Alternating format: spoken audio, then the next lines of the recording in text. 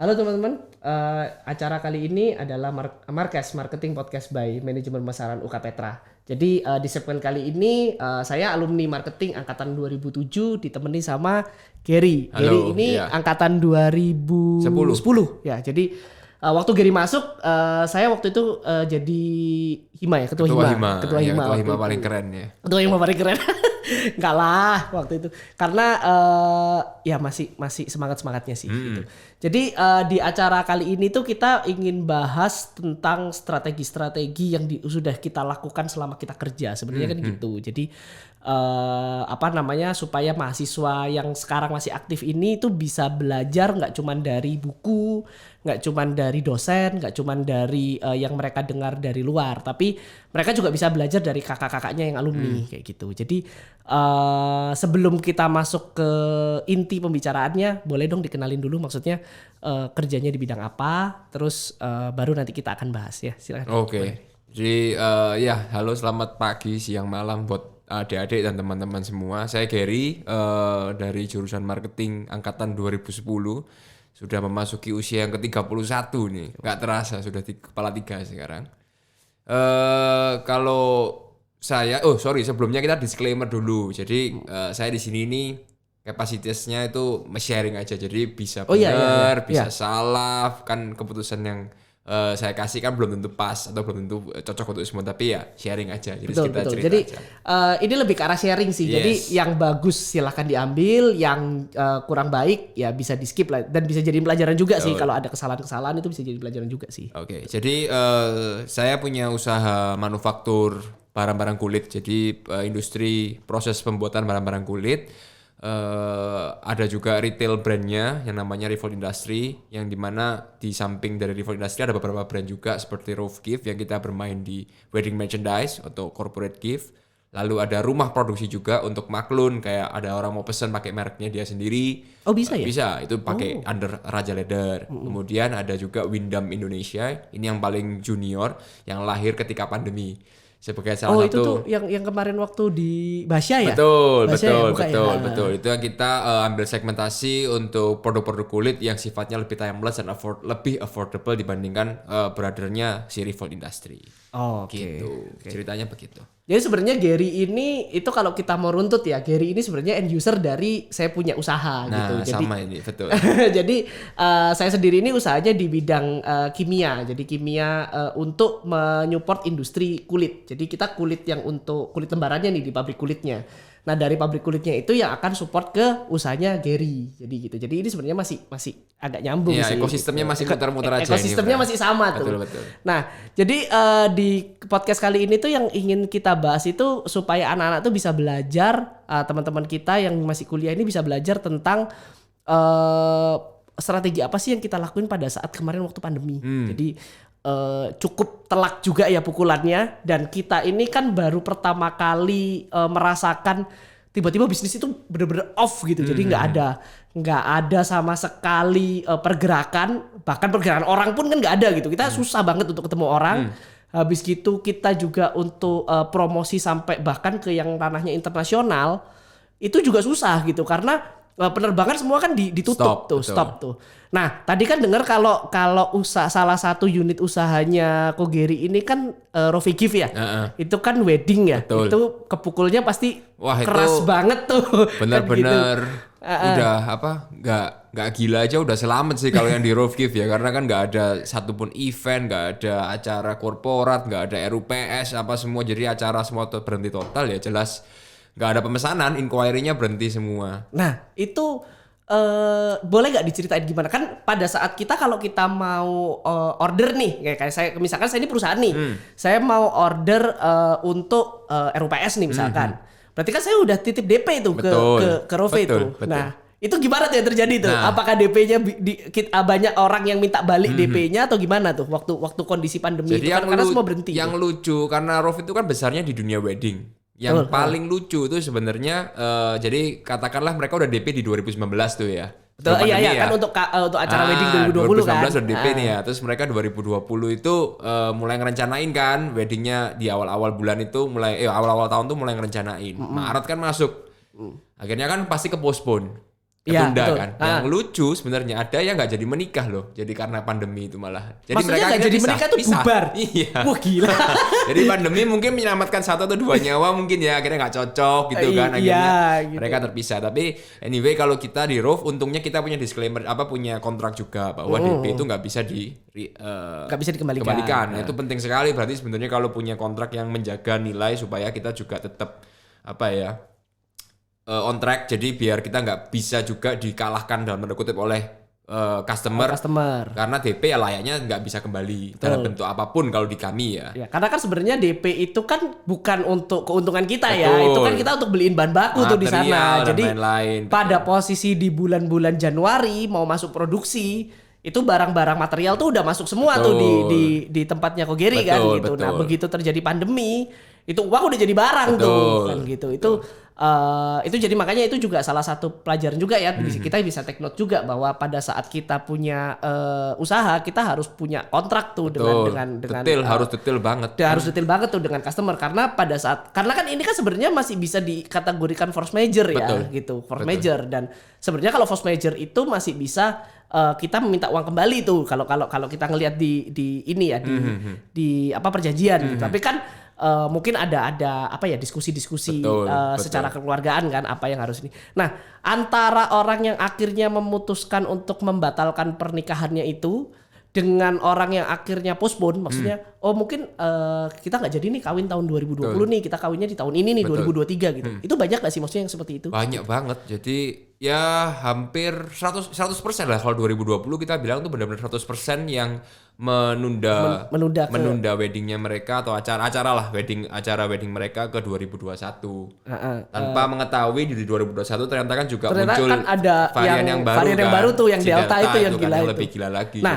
itu kan biasanya kalau diusahakan kita sudah hitung ya, ada hitung-hitungan kan, karena kan kita hubungannya nggak cuma bikin produk tuh, kita ada gaji pegawai dan lain sebagainya. Nah, pada saat kita di tahun 2020 kita udah postpone ke tahun 2021 kan waktu itu. Nah, di tahun 2021 ternyata kan ada Delta tuh. Nah, itu gimana tuh masalah perjanjiannya itu? Apakah akhirnya bisa dirubah lagi ke tahun 2022 atau akhirnya hangus? Karena saya punya waktu itu ya, saya juga kan memang seharusnya tahun 2020 itu ada pameran kulit di Shanghai dan biasanya prinsipalku tuh buka pameran di sana. Jadi tahun 2019 sebenarnya kita udah beli tiket promo tuh ke Shanghai waktu itu. Tapi karena pandemi tiket itu bisa dipospon setahun. Maksimal 1 tahun. Maksimal setahun. Nah, tapi pada saat 2021 kan ada varian Delta. Akhirnya kan memang China-nya sendiri karena pamerannya di Shanghai, China-nya sendiri kan masih belum buka tuh. Betul. Akhirnya tiket saya hangus tuh di situ. Gitu. Kita tetap hangus, kita nggak bisa pospon lagi tuh. Nah, itu kalau di Rove gimana tuh? Kalau di Rove itu kita kemarin memang sebenarnya ada di kontrak lah kayak maksimal deposit itu bertahan untuk 1 tahun. Cuma kita paham betul bahwa kondisi kemarin itu benar-benar ya siapa yang menduga bakal ada sangat-sangat unpredictable. Jadi kalau kita bicara fairness terhadap semuanya ya semuanya harusnya kita sikapi secara fair di semua titik. Jadi pasti mereka juga lagi sulit, kendalanya ada yang bahkan orang tuanya meninggal karena COVID dalam persiapannya mereka. Jadi kita juga harus sadar sebagai merek ya kita harus bisa juga mengakomodir kesulitan ini secara bersama. Jadi kita bikin memang peraturan kayak jangan khawatir, intinya depositmu bisa disimpan untuk selamanya dalam kurun waktu ini. Gitu. Jadi itu salah satu bentuk kita ya supaya mereka bertahu bahwa kita juga ya setidaknya peduli lah, kita juga bukan yang nggak bisa sudah setahun hangus nggak, tapi kita tetap coba untuk preserve gitu. Nah kalau untuk di manajemen sendiri tuh, karena kan begitu DP sudah masuk, kita kan sudah hitung sourcing semua tuh, untuk gaji pegawai berapa, untuk biaya produksi berapa, mungkin biaya pemasaran juga untuk Januari Februari udah masuk tuh di situ, karena kan kita COVID tuh baru besar-besarnya kan bulan Maret tuh. Nah, itu mengganggu likuiditas perusahaan nggak sih waktu itu? Oh sangat mengganggu sekali, sangat. Sampai layoff nggak? Kita salah satu prestasi perusahaan kita sebenarnya di 2020 sampai 2022 itu tidak ada satupun yang kita layoff sebetulnya malahan. Masih nggak ada. Jadi berarti masih bisa bertahan ya berarti kan? Nah sebenarnya bertahannya itu ya ini bisa jadi mungkin antara mismanagement atau kita memang optimis atau kita memang memprediksi ini bisa sebenarnya. Jadi kita kan ada DP tuh dari customer. Nah, DP ini kan sebenarnya kan kita harus belanjakan ketika mereka sudah taruh PO. Oh mau pesan barang yang ini kok, mau pesan barang yang card wallet yang ini, yang warna kulit ini baru kita belikan. Iya, betul. Tapi ada banyak juga customer yang masih juga kayak yang penting aku DP dulu, lock tanggal dulu kan. Oh, DP lock tanggal. Lock berarti tanggal. berarti belum ada ininya nih, belum ada. Kita betul. mau souvenir kayak gimana Betul. gitu. Nah, akhirnya kita juga mikir, kita kan punya dana standby money-nya yang mana sebenarnya adalah uangnya customer sebetulnya untuk ya apa kita harus bisa mainkan seperti apa, kita bikin seperti apa. Nah, justru malah sebenarnya ketika pandemi itu mulai Septemberan, Oktoberan itu, mulai fase di 2020 dan Septemberan itu banyak sekali pabrik produksi barang kulit yang juga tutup. Banyak banget. Betul. Ada sekitar 4 sampai 5 yang gede. Betul, termasuk teman kita ya. Nah, ada beberapa yang tutup sehingga beberapa orang-orang yang menurut saya sangat-sangat senior yang udah hebat sekali lah, mereka yang levelnya udah mungkin pernah berangkat ke Prancis sekolahin untuk belajar bikin pola dan lain-lain, itu kontak kita. Pak Gary di sana ada lowongan apa enggak? Sampai gitu. Ya? Ada sekitar 6 orang yang kontak kita gitu. Terus dari sana kita pikir kayak ya ini kayaknya juga salah satu chance yang harus kita pegang, karena kita ini sebenarnya menurut saya bisnis saya ini lahir di era yang salah gitu. Saya membuat usaha manufaktur di tahun 2014 di saat kita berlawanan dengan perusahaan manufaktur yang mungkin skalanya sudah generasi kedua atau ketiga bahkan ya. Jadi kita membuat sesuatu yang benar-benar baru, terutama apalagi manufaktur itu berat, terutama nyari orang dan sistem dan lain-lain. Ya, akhirnya saya coba, Pak, gaji berapa dan lain-lain. Pak, ini sulit loh Pak, kita kondisi pandemi kita masih juga belum tahu, tapi kalau Bapak memang berkenan, ayo kita coba. Ya, oke Pak, kita akhirnya ambil total ada 5 orang baru malahan, tapi yang expertinya yang selama ini kita belum punya. Ya karena sebenarnya pada saat pandemi itu kita juga bisa dapat orang-orang yang spesialis tinggi dengan harga yang reasonable. Nah gitu. betul, jadi kita ngomong, Pak sorry saya nggak bisa kasih sebelumnya Bapak di sana, tapi saya bisa kasihnya segini yang fair. Oke Pak, saya mau, nggak apa-apa, saya jalan dulu. Ya udah akhirnya 5 orang tersebut bergabung, kita bikinkan divisi yang baru yang akhirnya sebelumnya kita belum pernah bisa bikin ini jadi bisa bikin ini. Jadi sebenarnya exit strategi kita sebetulnya salah satunya. Itu lebih ke pivot kan berarti. Betul, maksudnya itu bukan exit ya. Kalau exit kan kita betul, memang betul, benar-benar kita tutup lah bisnisnya pivot gitu kan. maksudnya, betul. Jadi nah itu juga salah satu strategi yang harus teman-teman pelajari juga ya di mahasiswa, bahwa bisnis itu nggak selalu mulus tuh. Maksudnya kita sudah bikin strategi sebagus mungkin, begitu kena pandemi sekali itu kan faktor eksternal tuh yang kita nggak bisa tahu tuh. Nah itu kita harus pinter-pinter kita pivot gitu. Jadi core bisnisnya masih tetap sama, tapi kita bisa ke arah yang lain. Betul. Nah itu pada saat kita pivot itu transisinya lama nggak sih? Maksudnya lama. Berpacu kan ini kan berpacu dengan waktu ya. Betul. Karena cash flow semakin lama semakin berkurang. Nah itu transisinya lama sampai maksudnya lebih dari setahun atau di bawah setahun tuh untuk pivot itu? Hampir setahun sih, karena kita kan berada di era baru, jadi kita benar-benar mendalami satu dunia baru yang sebelumnya kita belum pernah bikin. Dulu kita bikin, let's say kalau bicara teknisnya kita bikin barang-barang kecil lah, dompet, sabuk, souvenir kecil. Nah ini yang tim yang saya hire ini elite soldiersnya untuk bikin tas. Yang selama ini saya belum pernah pegang. Ternyata teknisnya beda banget sama bikin dompet. Sama-sama barang kulit, materialnya sama, tapi ternyata prosesnya berbeda, mesinnya berbeda. Akhirnya kita harus kredit ulang malahan. Harus kredit ulang? Iya, karena kita harus beli mesin. Mesinnya beda ya? Iya, mesinnya beda. Mesin jahitnya beda mesin jahitnya beda. Beda ya? Nah itu makanya kayak kalau orang bilang experience is the best teacher, itu ya ini maksudnya. Dan paling mahal itu sebenarnya pengalaman gitu. Kayak ternyata kita setelah mereka masuk, Pak ini mesinnya nggak bisa pakai gini, Pak harus beli ini ya. Tapi kita udah terlanjur. Kita akhirnya kredit ulang, kita suntik lagi untuk establish lini divisi yang baru ini. Nah, yang kita mau ulik selanjutnya itu, ini kan kita pada saat itu kan cash flow lagi bermasalah nih. Cash flow lagi bermasalah. Nah, yang pingin saya tahu itu, apakah suntikan dana ini dari kredit ke bank? Jadi maksudnya kita masih punya plafon nih, kita bisa masuk, atau dengan uang pribadi nih? Kredit bank. Jadi berarti posisi masih ada plafon tuh. Nah, itu salah satu yang kita perlu jaga juga ya, itu teman-teman ya. Karena terkadang orang usaha itu kreditnya itu dibentokin tuh. Betul. Itu ada beberapa teman-teman saya yang tahun 2020 itu bisnisnya kolaps, itu karena sebenarnya plafonnya udah mentok tuh.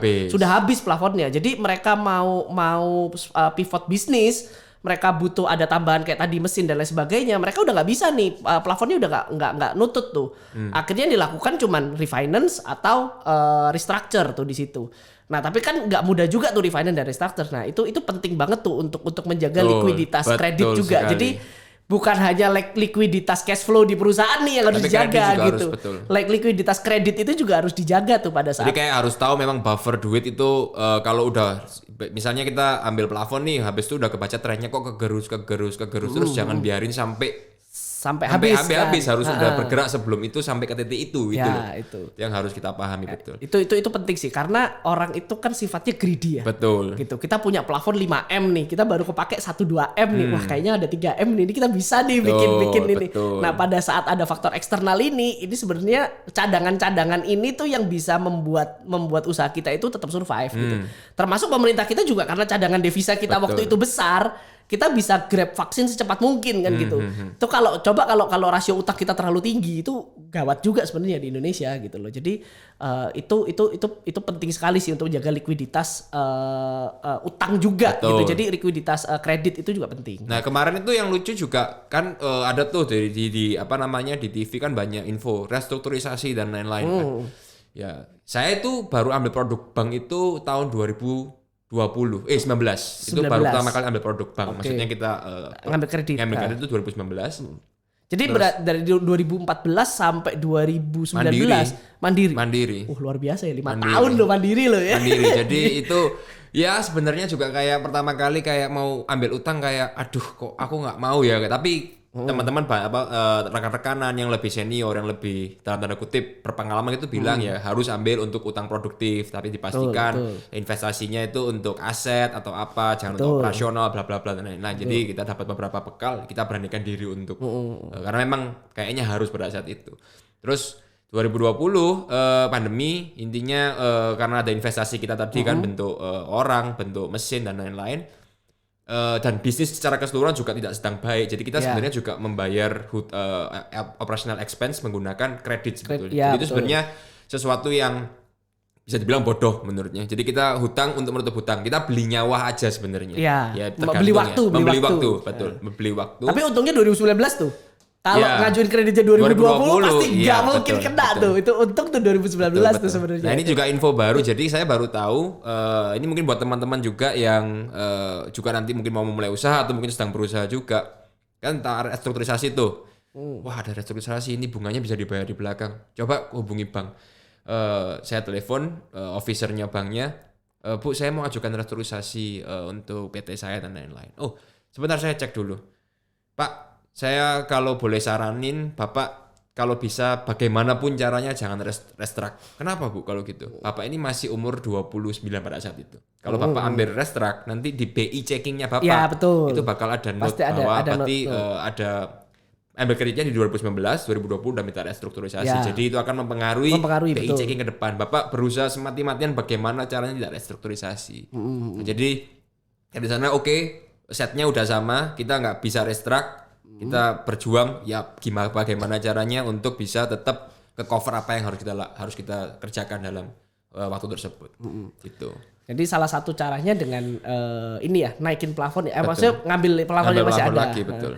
Nah, setelah dari perjalanan 2020 sampai ke 2020 mulai stabil itu kapan ya? 2022 ya? 21 akhir lah. 21 akhir ya. 21 akhir lah. Nah, itu mulai. Itu pada saat 2021 akhir tuh gimana kondisi usahanya ini sudah kembali ke track yang normal atau masih belum. Belum. Apalagi event ya. Pada satu event juga masih sangat-sangat dibatasi kan. Kayak wedding acaranya masih prokesnya sangat ketat. Kemudian dari acara-acara event, konser apa semua itu masih belum seperti sekarang ya. Jadi pada saat itu masih sangat-sangat parah sebetulnya. Jadi kalau bicara cash flow kita terbesar itu pot terbesar kita tuh memang dari yang wholesale kita bicara, yang jumlah banyak wedding, event, customer yang juga jualan secara wholesale itu paling besar potnya di kita, yaitu sama sekali nggak ada. Jadi sampai akhir 2021 itu 2021 ya betul ya. Itu masih belum balik ke track normal tuh. Yang nyelamatin cuma si Revolt yang retail. Jadi kita memang bangun soundnya itu intinya kita menceritakan kondisi yang nyata yang ada di perusahaan kita itu kita menceritakan dengan jujur gitu. Intinya kita itu sekarang lagi dalam fase terberat perusahaan kita selama kita berjalan selama 7 tahun pada saat itu. Nah kita tuh malah bikin satu promo 40% all item. Kamu pesan apapun 40% all item karena kita butuh Anda lebih dari siapapun untuk sekarang. Betul. Jadi itu narasi yang kita bangun, bukan mau sugar coating, tapi memang itu kenyataannya. Kita butuh duit liquidity Anda. kan waktu itu. Kita butuh duit Anda gitu untuk sekarang. Jadi supportnya luar biasa bagus.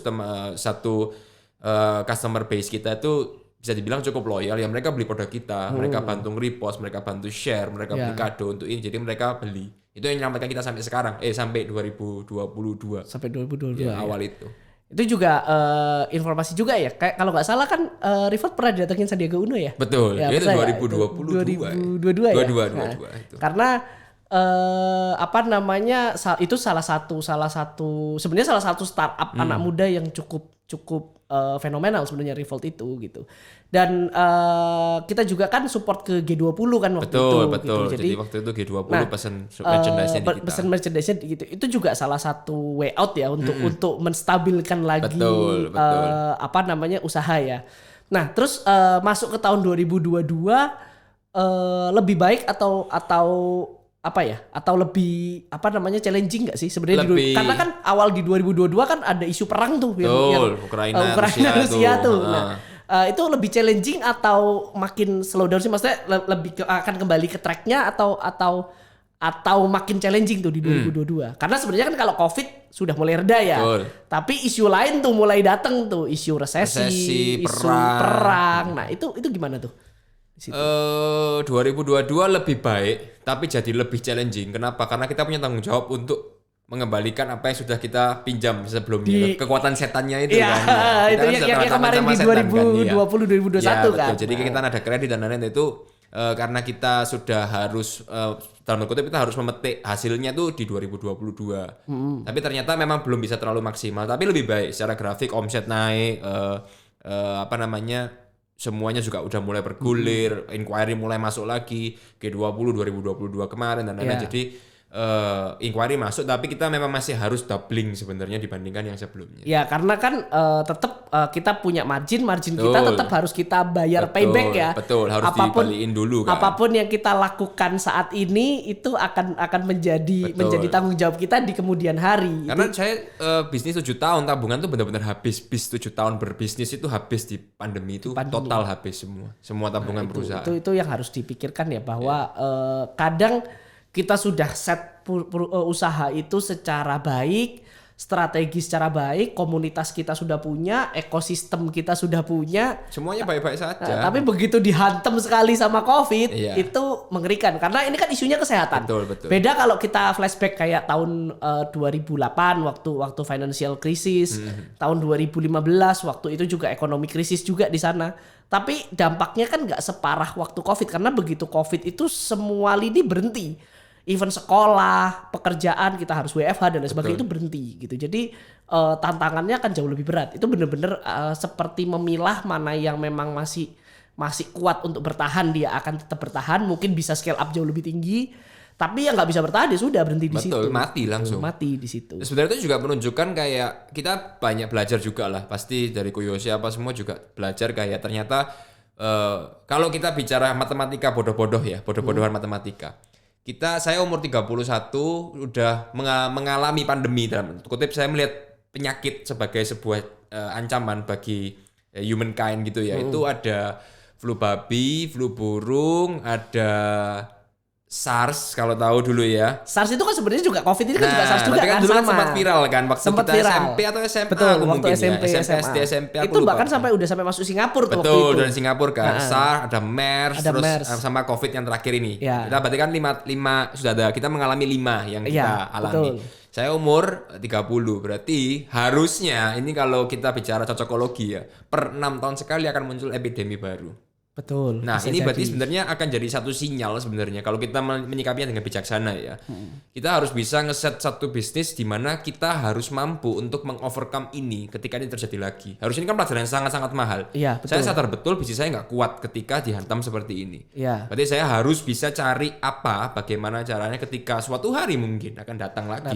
Lagi seperti Kita ini. harus siap, Betul. harus bisa gitu untuk mengovercome itu. Itu menurut saya penting sekali untuk jadi satu pembelajaran yang paling mahalnya di sini. Berarti Iya. bisnis saya tuh belum cukup kuat untuk menanggulangi itu sebetulnya. Ya kita kalau ngomong bisnis yang baru mulai 2014 ya orang yang bisnis yang dari tahun 70-an aja bisa pilot Nah, loh makanya. kena Betul. ini ya kena Covid ya apalagi kita yang baru mulai merangkak karena kan kalau kita ngomong bisnis itu kita baru bilang bisnis ini mature kalau sudah bertahan lebih dari 10 tahun kan. Betul. Sedangkan kalau dari 2014 berarti kan ini belum 10 tahun nih gitu. Jadi 10 tahunnya kan baru tahun depan tuh gitu. Jadi ini bisa bertahan itu udah sebuah hal yang patut diapresiasi tuh, patut bener-bener di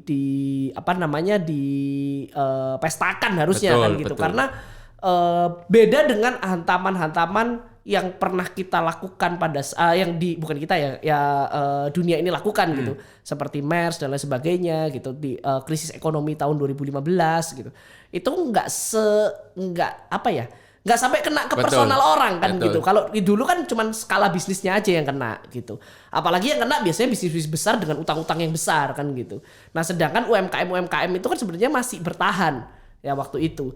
Tapi pada saat Covid ini bahkan sampai ke level UMKM itu mati semua kan gitu. Itu yang harus jadi pelajaran berharga bahwa ternyata yang likuiditas finansial itu penting. Sangat gitu. penting, betul. Likuiditas, Cash flow is king katanya kan. Itu Ya. penting sekali. cash flow is king dan cash juga king loh Betul, waktu itu. betul. Jadi nggak cuma cash flow-nya aja gitu. Kita harus punya uang ready. Betul. Karena kalau jujur aja kalau kita flashback di tahun 98 ya, waktu krisis 98, orang-orang kaya sekarang itu adalah orang-orang yang punya cash banyak pada tahun 98 tuh. 98. Karena uangnya dia cash dalam bentuk dolar. Dolar apalagi. Nah, waktu itu 420 gitu ada kan kalau nggak salah ya. dari dolar dia beli dolar 2.000 rupiah, dia jual dolarnya 17.000 tuh. Nah, itu kan jadi punya capital yang besar sekali gitu. Jadi pada saat kita nggak harus ngomong pada saat krisis ya, tapi pada saat apapun likuiditas itu penting gitu. Jadi pada saat kita punya ada masalah itu kan nggak harus dari eksternal ya, masalah dari internal juga kan banyak gitu, persaingan dan lain sebagainya. Pada saat kita punya cash, kita punya cash flow yang bagus, itu bisa menjadi tambahan senjata kan gitu untuk kita bisa menangin persaingan. Itu penting banget sih kalau bicara cash. Nah terus perjalanan 2022 ini kan sudah di akhir ya. Sekarang kita masuk lembaran baru di 2023. Dan 2023 ini saya sendiri merasa ini slow banget gitu kan. Kenapa bisa? Kok bisa? Aduh, ini bisnis ini nggak tahu kenapa ya. Karena mungkin Eropa kan krisis ya. Amerika udah pasti krisis lah dari Juni tahun lalu itu sudah pertumbuhan negaranya udah negatif tuh dua kuartal berturut-turut tuh. Nah, tahun ini kita dapat berita beberapa hari lalu Silicon Valley Bank itu juga tutup. Itu kan banyak yang danai startup tuh gitu. Jadi Amerika ini lagi dilanda isu krisis. Eropa udah pasti itu karena dampak perang Rusia dan Ukraina itu energi di Eropa itu naik gila-gilaan tuh gitu. Itu berdampak juga tuh di kimia saya tuh. Kimia saya naiknya gila-gilaan juga tuh. Impor semua itu juga. yang kita impor yang saya impor dari Jerman itu naiknya bisa sampai 30-40% tuh. Itu tapi masalahnya kalau kita kan masih bisa disubstitut dengan konsumsi lokal nih. Yang jadi masalah itu saya pernah ngobrol sama temen yang ekspor furniture ke Eropa. Itu sampai bulan ini itu belum ada order lagi. Maksudnya order yang akhir tahun lalu itu masih dipending tuh. Sampai sekarang pun masih belum diperbolehkan untuk kirim. Jadi daya beli di Eropa ini lagi ngeri-ngerinya sekarang gitu. Jadi mungkin kebanyakan orang akan mengalihkan uangnya untuk sektor yang lebih esensial kan gitu.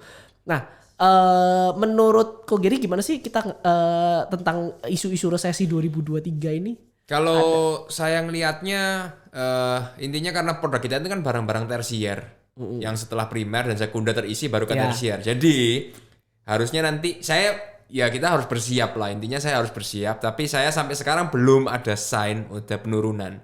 Tapi sekali lagi kalau bicara dari tempatnya Pak Yose bilang kalau sudah mulai ada goyangan yang pihak yang kita bisa bilang yang secondary, karena kan kalau di lini bisnis kan Bapak kan suppliernya, distributornya yang bikin materialnya dan lain-lain.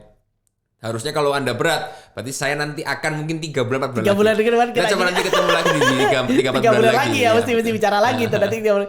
Karena beberapa pabrik yang besar-besar itu sudah mulai kapasitas produksinya turun banyak gitu.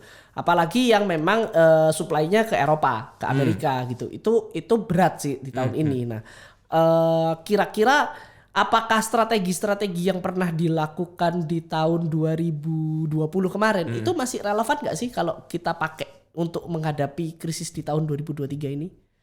Karena krisis ini udah mulai kerasa walaupun pemerintah ngomong, "Wow, ini pertumbuhan ekonomi Indonesia ini masih 5% gitu."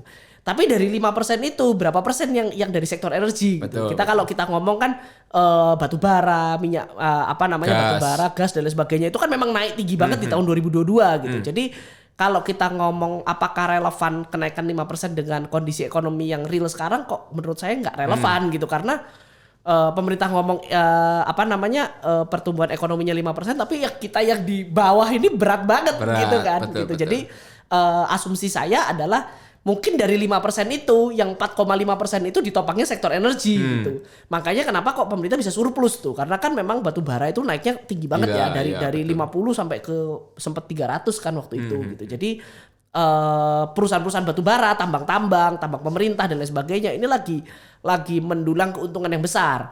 Apalagi sekarang pemerintah lagi menggalakkan untuk nikel juga kan. Nikel juga kan harganya naik juga gitu. Jadi asumsi saya itu 5% pertumbuhan ekonomi Indonesia itu yang 45% itu ditopang sama energi gitu. Sebenarnya jadi pertumbuhan realnya Indonesia ini sebenarnya masih stagnan di situ-situ aja. Di sektor-sektor yang lain kan. Di sektor-sektor yang lain itu masih seperti itu gitu. Karena kalau kita lihat sektor properti, kita lihat sektor konstruksi, semuanya jalan di tempat gitu. Cuman di energi aja yang bagus gitu. Nah, apakah strategi-strategi yang kita pakai di 2020 itu bisa mengatasi potensi krisis yang ada nggak sih? Harusnya beda ya, karena yang kalau saya lihat di 2020 sampai 2022 itu yang paling fatal itu karena kita dibatasi mobilitasnya.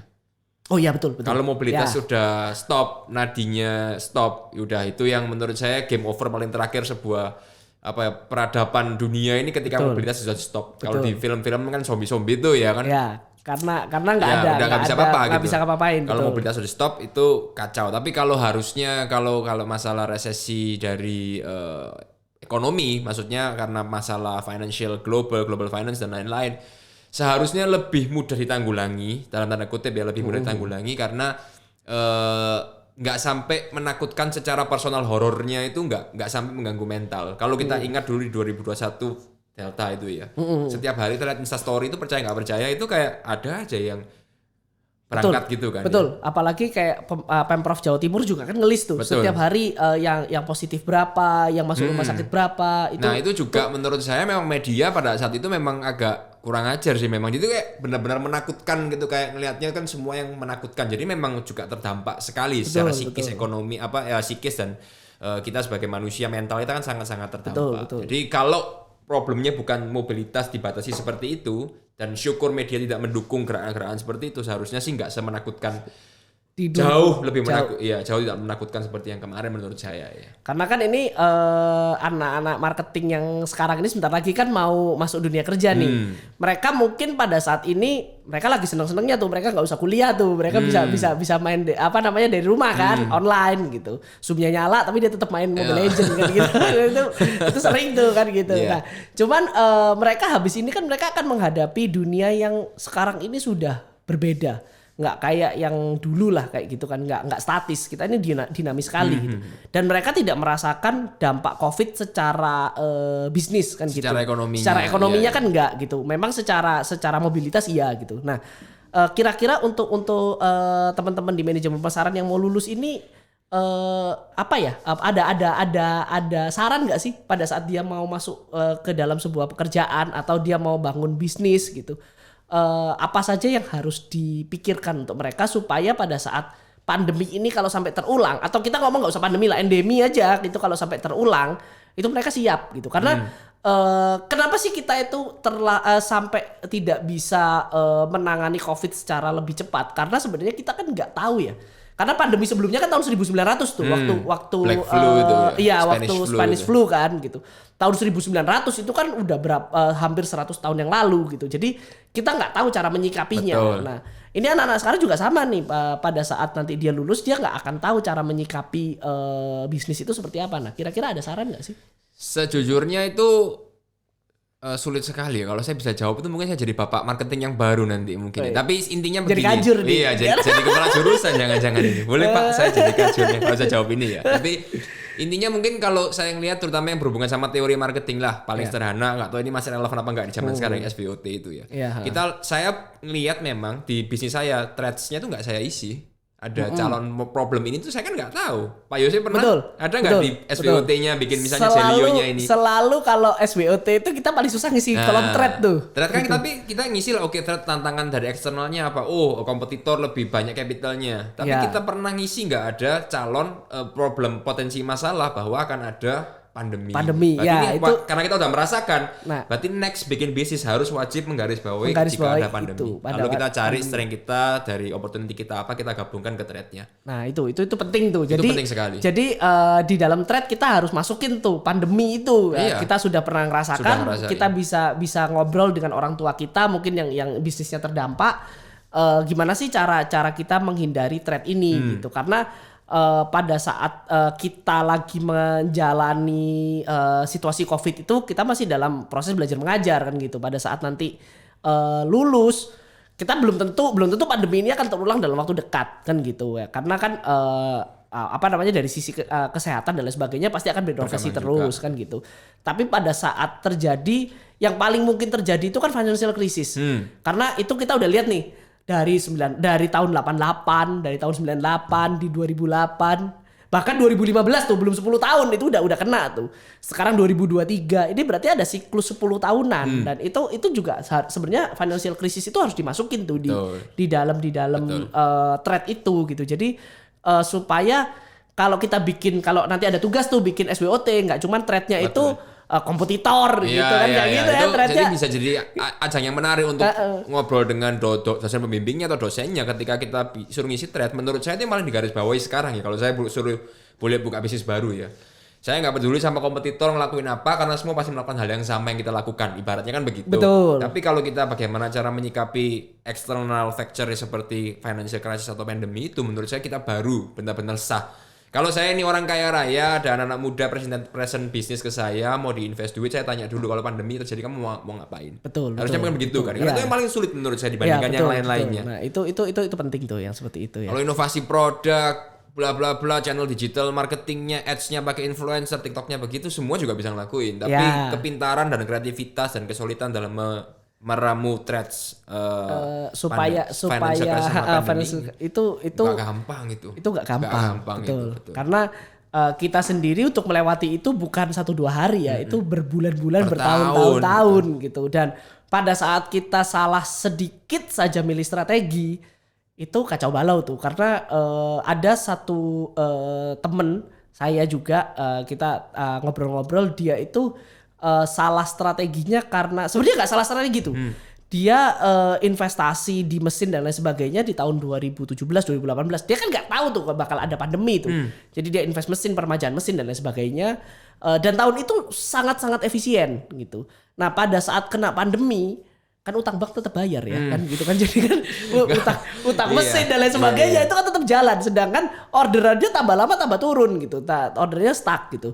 Nah ini juga kalau kita bisa mempelajari threadnya dengan baik, itu kita bisa tahu nih ini 10 tahun lagi kalau dari tahun 2023 ada krisis, kemungkinan besar di tahun 2028 sampai tahun 2032 ini bakal terulang lagi nih krisisnya. Nah itu kalau kita bisa siapin strategi apa yang kita bisa ngelup si krisis itu kan jauh lebih bagus sih. Nah itu salah satu poin-poin yang penting juga. Breakthrough innovation-nya itu memang benar-benar menyesuaikan kondisi tersebut terjadi gitu. Karena menurut saya jadi sangat-sangat masuk akal suatu hari akan terulang kembali kayak hal-hal seperti ini gitu. Karena Ya nggak tahu ya kalau kita bicara elit global gitu kan propaganda politik dan lain-lain itu kan bisa jadi ini testing bla bla bla nggak tahu intinya jadi tapi menurut saya jadi penting sekali untuk tahu. Ya kita kembali lagi ke minor lah. Kalau kita ngomong yang terlalu besar juga kita kan nggak ngerti skopnya di mana gitu. Tapi seenggaknya kita sebagai run the business tuh yang jalanin bisnis itu bisa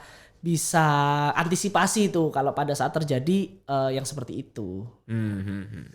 Nah, ada ini terakhir sebelum kita tutup ada yang mau disampaikan nggak untuk teman-teman di jurusan pemasaran nih? Ya, memang menurut saya yang paling penting adalah menjadi tangguh ya benar-benar kalau di ras anjing itu kan kayak pitbull gitu ya bulldog gitu yang benar-benar fight apapun yang terjadi karena ketika memang Anda sudah tahu visi perusahaan mau seperti apa, Anda ingin bergerak kemana, Anda juga sudah tahu itu yang menurut saya jadi mahal ya bagi seorang manusia, apalagi seorang pemimpin, apalagi Anda teman-teman mahasiswa ini yang darah jiwa-jiwa muda ini yang bakal harusnya nanti meneruskan negara kita kan ibaratnya. Nah, jadi ya semuanya ada di Anda ketika Anda berbuat sesuatu yang benar dan baik, ya dampaknya pasti akan terasa juga besar. Jadi milikilah visi atau gambaran yang besar juga. Jangan takut untuk memiliki bayangan yang yang besar karena itu penting sekali. Itu menurut saya menyelamatkan saya kemarin.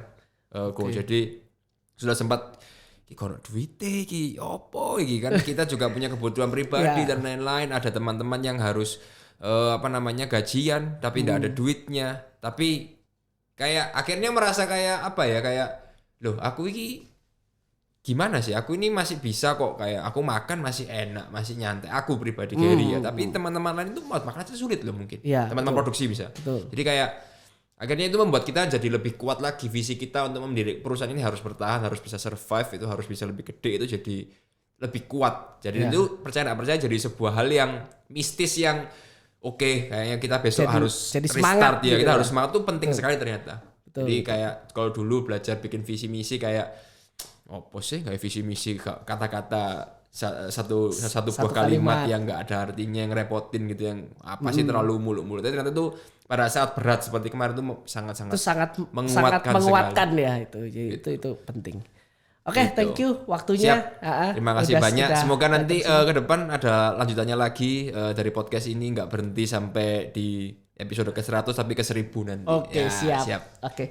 Ya, teman-teman terima kasih sudah mau nonton. Kalau mau komen silakan bisa komen juga. Comment, subscribe and like. Comment, subscribe, like. Oke. Ya, terima kasih. Thank you, Gan. Thank you.